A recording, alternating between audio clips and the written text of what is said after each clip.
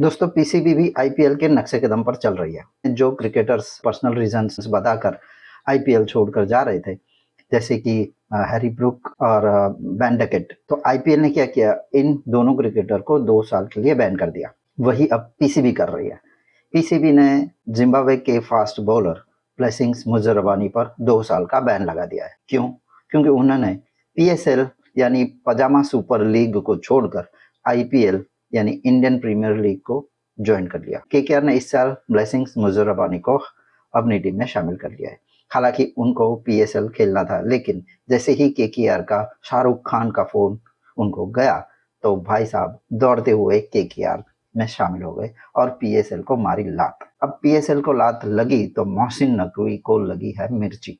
उन्होंने blessings Muzarabani को 2 साल के लिए पीएसएल से बैन कर दिया। क्या ब्लेसिंग्स मुजरबानी को इस बात का कोई फर्क पड़ेगा? मुझे लगता है बिल्कुल नहीं, क्योंकि केकेआर से खेलते हुए ऑलरेडी उन्होंने अपना लोहा मनवा लिया है। एसआरएच के अगेंस्ट उन्होंने 4 विकेटें चटकाई थी। मतलब अगर वो 14 मैच खेलकर अच्छा परफॉर्म करते हैं तो हो सकता है कि अगले साल केकेआर उनको रिटेन कर ले, या ये भी हो सकता है कि अगले साल कोई और फ्रेंचाइजी उनको अच्छे दामों पर मिल ले।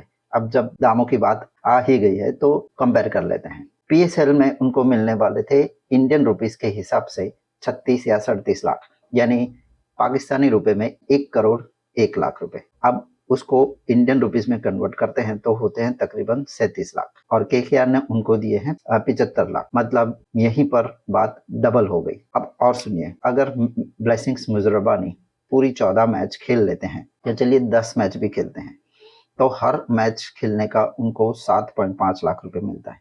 यानी टोटल मिलाए तो ब्लेसिंग्स मुजरबानी आईपीएल से तकरीबन 1.5 करोड़ इंडियन रुपीस लेकर जाएंगे। एंडोर्समेंट वगैरह अगर मिलता है तो उनका लक है। यानी ब्लेसिंग्स मुजरबानी को पैसों के हिसाब से कोई फर्क नहीं पड़ेगा। बात करियर की, एक्सपोजर की, तो यहाँ भी आईपीएल पीएसएल यानी पजामा सुपर लीग से कहीं गुना बेहतर है। अब यहाँ पर इतने हाई प्रेशर मैचेस होते हैं और सभी इंटरनेशनल प्लेयर्स के अगेंस्ट खेलने का मौका भी मिलता है। यानी एक्सपोजर बहुत ज्यादा है कंपेयर टू पजामा सुपर लीग।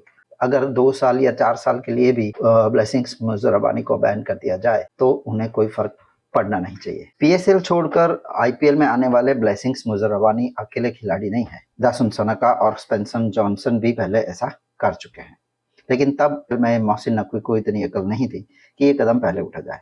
लेकिन देर से ही सही, चलो अकल तो आई। तो अब पजामा सुपर लीग ने जो प्लेयर्स पीएसएल में खेलने वाले थे, खेलने वाले हो, और अगर पीएसएल को छोड़कर आईपीएल में जाते हैं तो पजामा सुपर लीग उन्हें 2 साल का बैन लगाएगी। ये अब सभी फॉरेन क्रिकेटर्स को यह ध्यान रखना है। मगर फर्क देखिए, अगर ब्लेसिंग्स मुजरबानी की ही बात करते हैं तो कहाँ 37 लाख यानी 37 लैक्स, और केकेआर की ऑफर 75 लैक्स, तो 106% का जंप है। एक्सपोजर तो अलग, हम उसे तो गिनते ही नहीं। यानी फर्क बहुत ज्यादा है। डिफरेंस पैसों के मामले में पीएसएल, पजामा सुपर लीग और आईपीएल के बीच में बहुत ज्यादा है।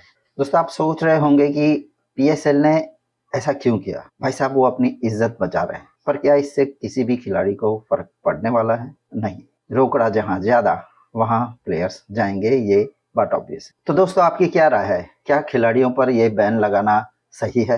क्या ब्लेसिंग्स मुजरबानी पर पीएसएल ने जो 2 साल का बैन लगाया, क्या वो सही है? किसी भी प्लेयर, फॉरेन प्लेयर को अपनी लीग चुनने का हक है या नहीं?